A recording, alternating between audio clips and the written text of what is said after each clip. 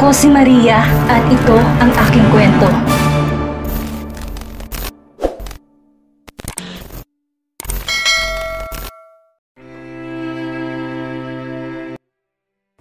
Sa araw na yon ay bumisita si Eunice. Kaagad namang pinagbigay alam ng katulong ang pagdating nito. Nang mga oras na yon ay hawak ni Daniel sa kamay ang iniwang wedding ring ni Cara. Sabihin mo maghintay at bababa din ako, aniya. At yun naman ang ginawa ni Eunice. Nang dumating siya kanina ay nasabi ng katulong na umalis ng bahay si Cara. Dapat ay masaya siya sa balitang iyon pero hindi. Hanggang sa tuluyang bumaba si Daniel na halatang pagod. Anong meron at kailangan mong pumunta dito? Aniya saka nagtungo sa dining area para kumain. Kahit walang gana ay kailangan niya pa rin kumain. Sumunod naman si Eunice na bahagyang nagbagong ekspresyon. Tila kabado at napapalunok pa ng laway. Hinahanap kayo lagi ni Brenda matapos na nangyaring insidente. Pero hindi niya kayo laging makontak at hindi na rin po kayo dumadalaw sa kanya kaya saka napabuntong hininga tila nahirapang sabihin ang susunod na nangyari. Naglaslas po siya, ulit, at muntik nang maubusan ng dugo. Habang humihigop ng sabaw ay natigilan si Daniel at kalmadong nagtanong. Nasa ganong estado na siya? Nabigyan naman kaagad ng dugo? Sasagot na sana si Eunice nang magpatuloy si Daniel. Ayos lang, huwag mo nang sagutin. Pupunta ako mamaya at may sasabihin din ako sa kanya. Magaan man at kalmado ang sinabing yun ni Daniel ay nasisiguro ni Eunice na hindi magiging maganda ang kalalabasan ng mangyayari mamaya. Dis oras na ng gabi dumating sa ospital si Daniel. Samantalang sa kwarto ni Brenda ay makikita siyang nakahiga sa kama, namumutla at may nakaturok sa likod ng palad para sa blood transfusion. Si Lorna ay nasa tabi, nagbabantay at pinapatahan ng umiiyak na anak hanggang sa bumukas ang pinto at pumasok si Daniel. Wearing a classic black and white suit, kasama si Eunice sa inutusan itong dali na muna sa labas si Lorna at may kailangan lang silang pag-usapan ni Brenda. Sumunod naman si Lorna kahit nag-alala pa rin sa anak. Pagkasara ng pinto ay sandaling binalot ng katahimikan ang buong kwarto. Si Brendang nangayayat na't mariinang hawak sa kumot habang kabadong nakatingin kay Daniel.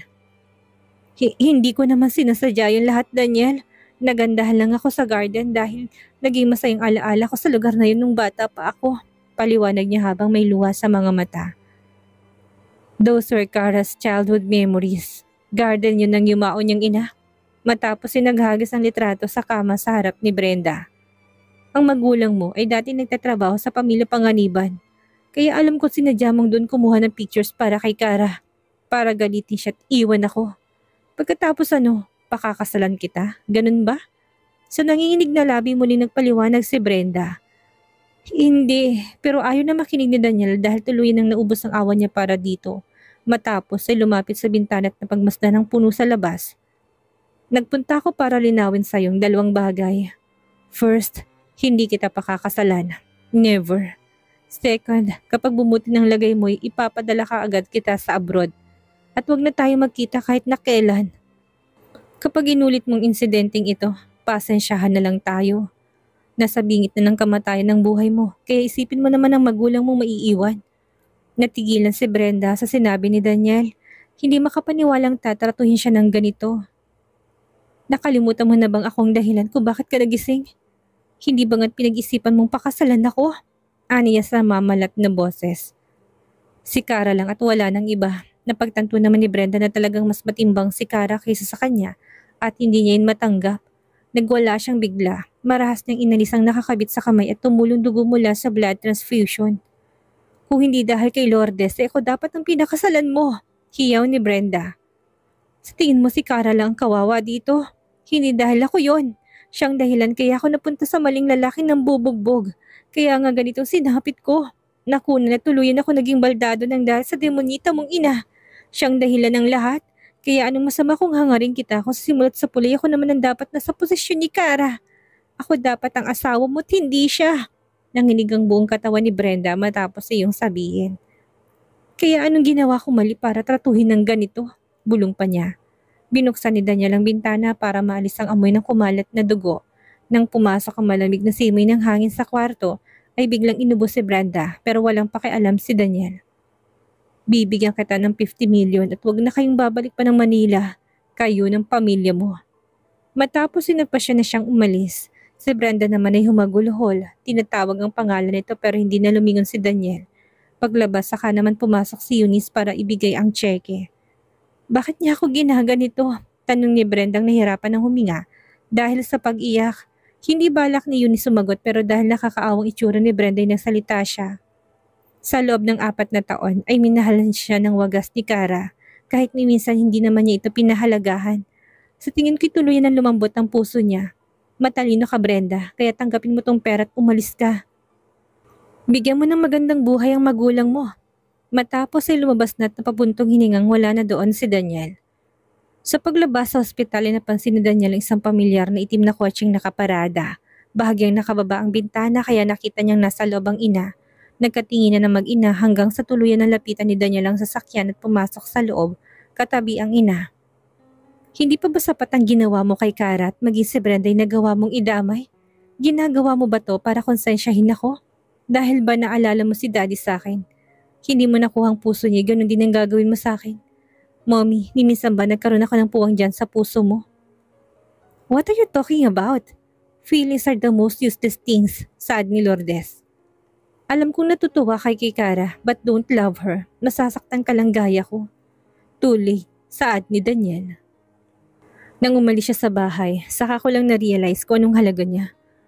Parang ikaw lang, Mommy, nung umalis si Daddy. Daniel! Hiyaw ni Lourdes ng galaitis sa galit. Huwag na huwag mong ipapaalala sa akin ang araw na yon. Sa halip na makipagtaloy, binuksan ni Daniel ang pinto ng sasakyan at saka lumabas. Naglakad siya palayo habang umihip ang malamig na simoy ng hangin. Dinukot niya sa bulsang paket at nanigarilyo. Habang nililipad ng hangin ng usok ay parang unti-unti rin siyang naglalaho na parang usok.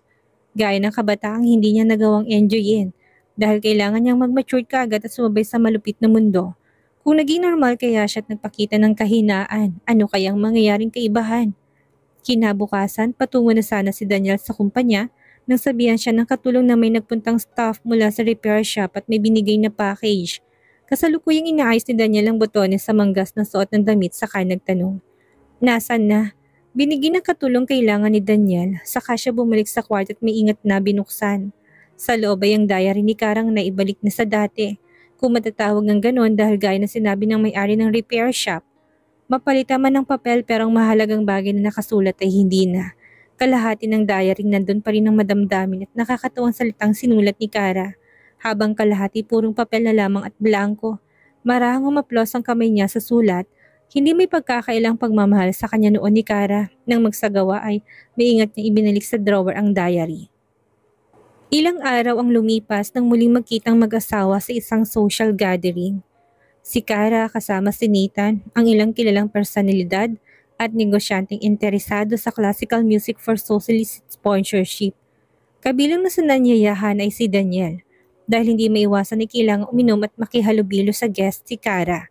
Ilang baso pa lang ang naubos ay nakaramdam na ng pagkahilo. Nagtungo siya sa restroom para pakalmahin ang sarili pero hindi pa rin komportable. Nasirang gabi niya. Ang ibang guest ay alam naghiwalay sila ni Daniel kaya sino pang maglakas loob na mag-invest sa classical concert. Katok sa bukas na pinto ng restroom ang kanyang narinig. Pagtingin sa salamin ay nakita niya ang refleksyon ni Daniel sa hamba ng pintuan. Nagtagpong tingin nila. Ngunit umiwas din siya ng tingin matapos wala sa sarili na puri ang gwapo nitong itsura na mas lalo pang lumakas ang dating dahil sa suot nitong suit. Mabilis siyang nagugas ng kamay saka sana to lalagpasan nang bigla siyang hinawakan ni Daniel sa kamay. Sabay kabi kaya nagkalapit ang kanilang katawan na animoy magkayakap. Bitawan mo ko, ani Kara nang makabawi sabay atras. Pero hindi bumitaw si Daniel ay binabaan tingin sa suot nitong damit. Siyang pink-colored silk shirt at black straight skirt. Kumunot ang noon niya. Bakit ganitong suot mo sa ganitong event? Ano naman sa'yo ngayon? Hiwalay na tayo. Ani Kara sa kamaras na binawing kamay, sabay talikod. Mag-asawa pa rin tayo kahit na hindi na tayo nagsasama. Saka ikaw lang naman ang may gusto ng ganitong setup. Hindi ako. Hindi na nagkomento si Kara saka muling nagtangkang lumabas ng restroom at lampasan si Daniel. Pina-repair ko nga palang diary mo at ilang wedding pictures natin, kaya bumalik ka na Kara. Pahabol pa ni Daniel. Ara, bumalik ka na sa akin. Ara, otomatikong humintot na lubig ang mga mata ni Kara. Dahil dati nung hindi pa sila kasal, Hindi pa nangyari yung insidente sa M Hotel at bago matuklasan ni Daniel na may gusto siya, ayun ang tinatawag nito sa kanya. Nautal kasi si Kara nung magpakilala kay Daniel, kaya ibang narinig nitong sinabi niya. Hindi niya akalaing sa tagal ng panahon, hindi pa rin pala nakakalimutan si Daniel. Biglang nanuyot ang lalamunan ni Kara. Daniel, masakit pa rin isip ng mga ginawa mo sa akin sa loob ng 4 na taong pagsasama. Gusto mo kong bumalik? Anong mangyayari pagkatapos? Aakto pa rin akong asawa mo at panonoorin ko kayong dalawa ni Brenda. Nasa tuwing aasa ko nagbago ka na, ay bigla namang uulit sa umpisa na parang walang nangyari. Ganun ba? Saka tumingin sa mga mata ni Daniel. Tanungin mo ngang sarili mo, kaya mo bang mawala ng tuluyan sa buhay mo si Brenda? Hindi ba hindi? Kaya kung may malasakit ka sa akin, kahit na kunti lang Daniel. Tama na, huwag ka na magpagod at kukumbinsi sa akin bumalik. Sa sinabi niyo ni Carrie, tuloy na mutlang mukha ni Daniel saka malungkot na tumingin. Naiayos ko ng pag-alis niya ng bansa. Hindi ka na niya guguluhin pa. Hindi na nagsalita si Kara dahil wala rin namang silbi. Mas pinili na lamang niyang umalis doon ng tahimik. Paglabas ay nakaabang na si Nathan na bahagyang nag-aalala. Ayos ka lang? Umiling naman si Kara. Okay lang, medyo naparami ng inom. Tugod niya. Pwede bang mauna na ako umuwi? Ihatid na kita, anin Nathan. Alam ni Kara na hindi to pwedeng umalis at may kailangan pang gawin sa loob ng venue. Wag na, paano ka magdadrive kung marami ka ring nainom? Magta-taxi na lang ako kaya bumalik ka na doon sa loob. Hindi na rin nagpumilit si Nathan at kumiti na lamang. Okay, ingat ka sa pag-uwi. Natapos ay tuloy na nagpaalam ang dalawa sa isa't isa. Naglakad naman si Kara sa tabi ng kalsada para mag-abang ng taxi. May mga dumadaan pero lahat ay may pasahero na kaya kalahating oras din siyang naghintay hanggang sa tuluyang makasakay. Walang ka-idea-idea na sa parking lot ng venue nakaparadang isang sasakyan. Sakay mismo si Daniel na pinapanood si Karang nag-aabang ng masasakyan. Gusto niya itong lapitan pero nagpigil siya at nakontento na lamang na maghintay na makaalis ito. Habang iniisip kung ganitong buhay ba talagang gusto ni Kara, yung nagko-commute sa pampublikong transportation na madalas maipit sa traffic, yung ngumingiti sa mga tao at nakikipag-inuman kahit minamata ng mga karamihan. Talaga bang sasaya si Kara nang wala siya? Napasandal sa kinaupuan si Daniel. Ilang sandali pa'y tinawagan si Eunice. Check the funding gap of Mr. Sandro at saka padala mo kay Karang sasakyan niya. Yes, sir. Kinaumagahan sa opisina ay abala si Daniel sa pag-review ng ilang dokumentong kumatok si Eunice. Saka pumasok para ibigay ang list of schedule. Eto nga po palang preliminary venue map ng concert si Mr. Sandro next year. May konting pagbabago sa schedule dahil nag-back out ang ilang nag-invest. At ayaw naman pong tanggapin ni Ma'am Karang susi ng coaching pinababalik niya sa sakyan sa inyo. Kung kayo po kayang kumimbinsi sa kanya ng personal, suggestion ni Eunice. Matapos nilapag ang susi sa table saka umalis, napanig naman si Daniel sa susit sumagi sa isip ang gabing pinanood niya si Kara na mag-isang naghihintay ng masasakyan sa loob ng kalahating oras. Tuluyan siyang napatay at pinagmasdan ng tanawin sa labas ng building. Namimiss niya si Kara, maya-may niisipang tawagan, ngunit bago pa kumonekta ay binabarin niya kaagad. Hindi niya alam kung ano sasabihin at baka galit ang boses lang ang nag-asawang marinig sa kabilang linya. Pagkatapos ng trabaho ay nagpunta siya sa apartment para ibigay ang susi ng kotse. Pagdating niya nakita niya na may nakaparadang puting kotse sa labas. Nakababa ang bintana kaya nakita ni Daniel kung sinong sakay sa loob. Si Kara na nakangiti kay Peter. Sa nakikitang tuwa sa mukha ng asawa ay napapaisip si Daniel kung talaga bang kaibigan lang ang turing ni Kara sa doktor. Biglang dumiin ang hawak ni Daniel sa manibela at nang umandar ang puting kotse para umalis ay sinalubong niya ito. Dahilan para muntik na magkabungguan ng dalawang sasakyan habang nakatitig si Daniel sa mukha ng asawa. Gulat ding nakatingin si Kara ng mga sandaling iyon kay Daniel. Ilang sandali pa'y tumatawag na ito sa cellphone. May kaba pa rin sa dibdib si Kara nang sagutin ang tawag at bumungad kaagad sa kanyang galit na boses ni Daniel sa kabilang linya. Get out of the car. Huminahon at kinalma ni Kara ang sarili na sumagot. Daniel, ilang beses ko bang ipapaalala sa'yong hiwalay na tayo? Kung ano sino man ang kasama ko, wala ka nang pakialam doon. Kakain lang ako sa labas kung gusto mo ng matinong rason kung bakit ko kasama si Peter ngayon. Hindi ko pwedeng baliwalain ang mga kaibigan ko nag-aayang makipagbanding ng dahil sa'yo. Sigurado kang kaibigan lang siya. Alam mo may gustong Peter na yan sa'yo, Kara. So what? May gusto rin naman si Brenda sa'yo pero umiwas ka ba? Hindi naman hindi ba? Saad ni Kara at pagkatapos ay binabaan ito ng tawag. Through the windshield ay napansin ni Daniel na naluluhang asawa. Bakit? Anong dahilan? Si Brenda na naman ba? Hanggang sa tinapakan ni Peter ang accelerator, wala nang pakialam kung tuluyang magkagitgitan ang dalawang sasakyan. Lumikha na nakakarinding tunog ang dalawang kotse at dahil ayaw magpatalo ni Daniel, hindi siya nagpaubaya, ngunit naisip niya ring nasa sasakyan si Kara at natatakot siyang masaktan ito sa ginagawa nilang dalawa ni Peter. Sa huli, tuluyan niyang inatras ang kotse at tinayaan ng mga tong kotse at tinayaan ng mga tong makaalis sa lugar. Nang malayo-layo ng puting kotse, umangat ang kamay ni Daniel na tila inaabot sa hangin si Kara. Kahit na malayo na ang sasakyan, I like you, bulong ni Daniel. Samantalang si Kara ay napasandal naman sa kinauupuan, tulala at naluluha. Napalingon naman si Peter at napansin ang ekspresyon nito. You want him to give another chance?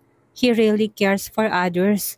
Aniya, kilala niya si Daniel kung hindi nito mahal at wala tong pakialam kay Kara. Ano palang tawag sa inakto nito ngayon?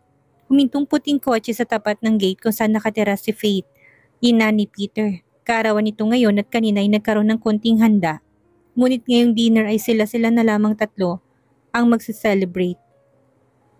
Happy birthday po Tita Faith, bati ni Kara nagbigay pa ng maliit na regalo. Mabutit nakarating ka, sabay yakap ni Faith dahil ilang taon silang hindi nagkita ni Kara. Ang laki-laki mo na at namana mo pang kagandahan mo kay Margaret. Napangiti naman si Kara at matapos ay tinulungan si Faith na maghanda ng kakainin nila sa gabing yon. Habang si Peter ay abala sa binabasang academic research, nang matapos kumain ay naglipit din kaagad si Faith para magugas ng pinagkainan, habang si Carrie saglit na nagtungo sa terrace para tignan ang tanawin sa labas.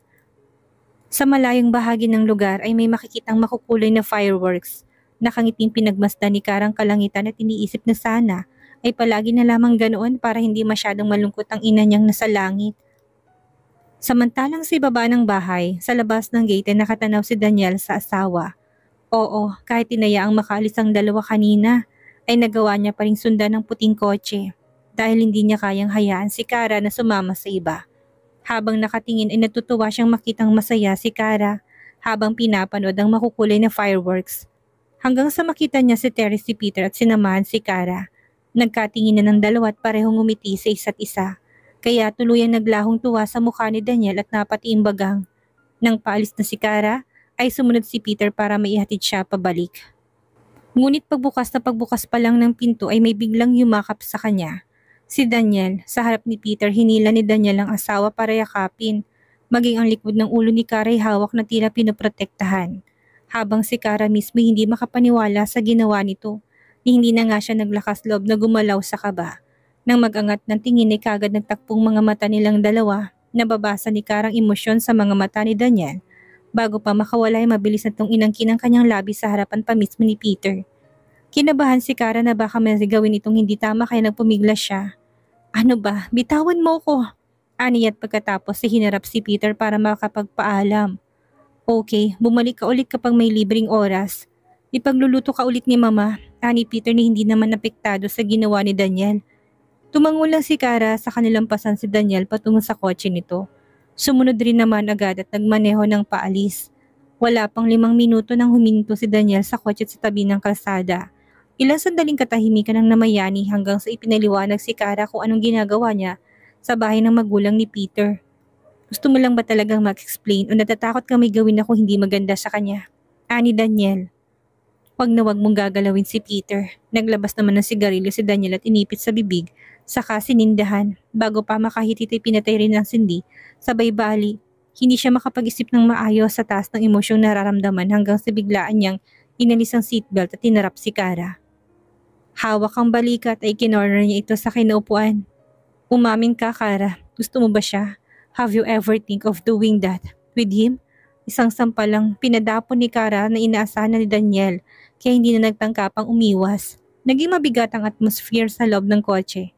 Kaya bago pa tuluyang sumabog sa galit si Kara ay nagpasya na siyang umalis. Ngunit hindi hinayaan ni Daniel na ilak ang pinto ng sasakyan. Kara, tutulungan ko pa rin si Brenda, hindi dahil sa may naramdaman ako sa kanya o dahil sa nagawa niyang pagtulong sa akin noon. May dahilan ako na hindi ko pa masasabi sa iyo ngayon. Nabaldado siya at wala nang kakayahang magkaanak tapos nagkaroon pa ng multiple organ failure. Hindi na siya magtatagal kaya uulit-ulitin kong sasabihin na kahit nakakasawa ng pakinggan na wala kaming relasyon. Hindi naman nagkomento si Kara pero ilang sandali pa yung nagsalita. Tapos ka na bang magpaliwanag? Pwede mo na akong palabasin sa kotse? Ilang sandali pa binuksan ni Daniel ang compartment at kinuha sa loob ang dalawang susi ang isa sa kotse ni Kara habang isa pa sa susi ng bahay ng pamilya Panganiban. Malalim ang tingin ni Daniel na sabihin ng sa susunod mag-drive ka kapag pupunta sa social events and hire a designated driver if ever makainom ka. Yung bahay niyo nga pala naiayos na. Anytime soon pwede na kayong lumipat doon. Bumaba ang tingin ni Kara sa susi. Hindi na kailangan Daniel, hiwalay na tayo, tangi pa pala lamang ang magkokonekta sa ating dalawa. Kahit ano bang gawin ko hindi na magbabagong isip mo Kara. Yes, kumarap siya ng ilang beses para pigilan ang panunubig ng mga mata. Yes Daniel.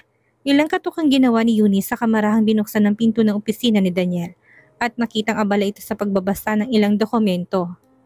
Sandaling nagangat ng tingin si Daniel at nagtanong, ano nang balita? Umiling naman si Eunice. Kanina lang po'y nakipag-usap ako sa assistant ni Mr. Sandro at ayaw po nilang tanggapin ang investment niyo sir. Napasandalat na tahimik sa kinupuan si Daniel ng ilang sandali. Okay, pwede ka nang umalis. Utos na lamang niya.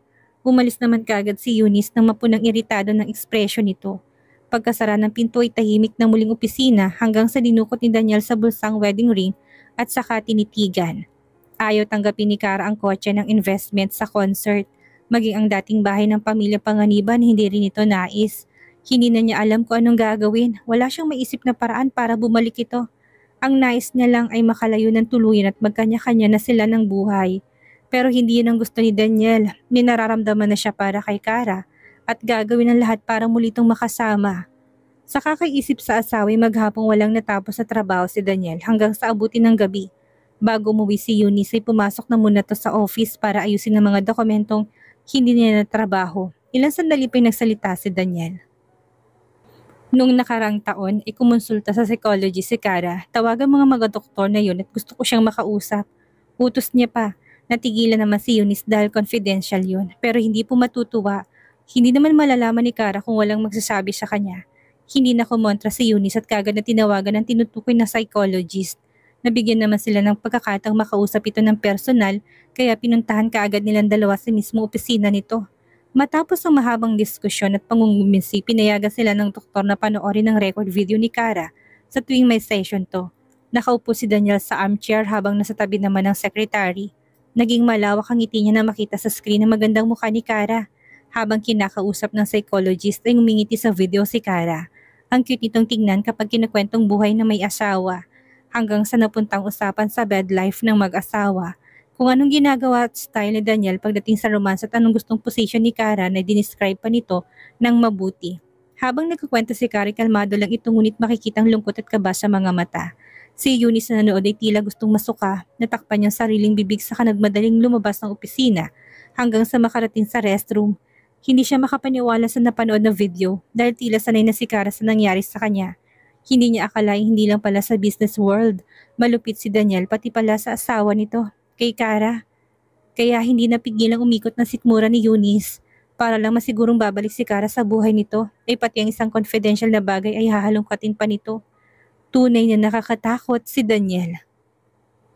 Matapos ang mahaba at nakakapagod na araw sa studio, umuwi na sa nirentahang apartment si Kara. Kahit maliit ay cozy naman ang lugar. Pagdating ay kaga siyang naupo sa sofa at ilang sandali nagpa siyang magluto ng hapunan.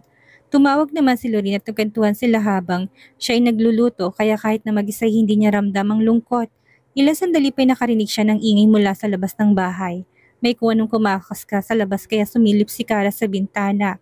Wala naman siyang makita kaya kahit kinakabahan ay lakas loob niyang binuksan ng pinto.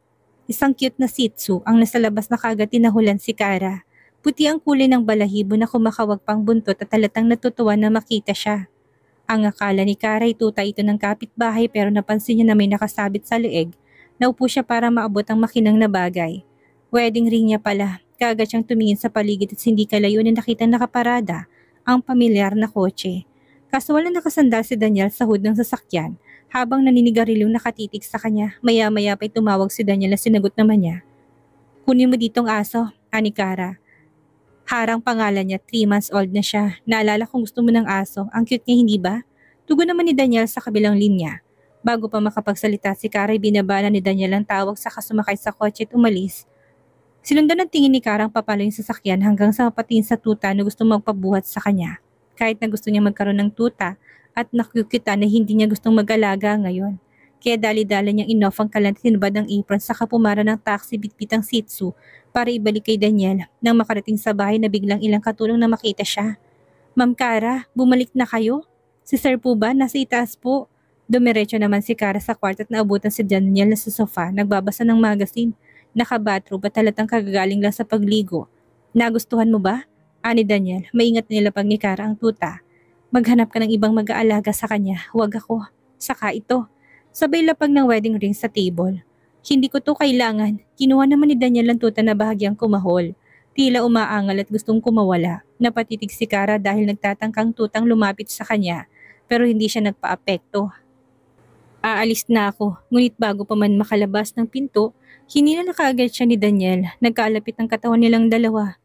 Ano ba, bitawan mo nga ako, saad ni Kara. Baka nakakalimutan mong tapos na tayo. Tss, asawa pa rin kita, hindi pa tayo divorce. Baliwalang wika ni Daniel, umiwas ang tingin si Kara at nagpumihit na makawala sa hawak nito. Would you like to be her mother? Nalisik ang mga matang tumingin si Kara. Sa emosyong naramdaman ngayon, tuluyan siyang hindi mapigilan ng luhang pumatak sa mga mata. Nagbaba naman ang ulo si Daniel para pantayan ang mukha ng asawa sa kapinahiran ng luha sa pisngi nito. Iniwas ni Kara ang mukha sa kabinawi ang braso sabay tulak kay Daniel. Nang makawalay dali-daling lumabas ng kwarto. Naiwan si Daniel doon na nakatitig sa bukas na pinto. Ilang sandali pa may nagtungo ng katulong upang ipaalam na umalis ng bahay si Kara. Tumunga lang si Daniel, hindi makitaan ng kahit na anong reaksyon sa mukha. Maya-maya pa inutusan ng katulong na ipahatid si Kara sa driver at delikado na itong umuwi ng mag-isa. Sumunod naman sa utos ang katulong saka umalis. Samantalang nakalabas na ng gate ni Kara na mabilis ang lakad. Paulit-ulit na narinig sa utak ang sinabi kanina ni Daniel. Would you like to be her mother? Ang sarap pakinggan pero mas nasaktan siya kaysa matuwa. Ang kagustuhan na maging isang ina ay isa na lamang pangarap na hindi na niya gugustuhin pang matupad.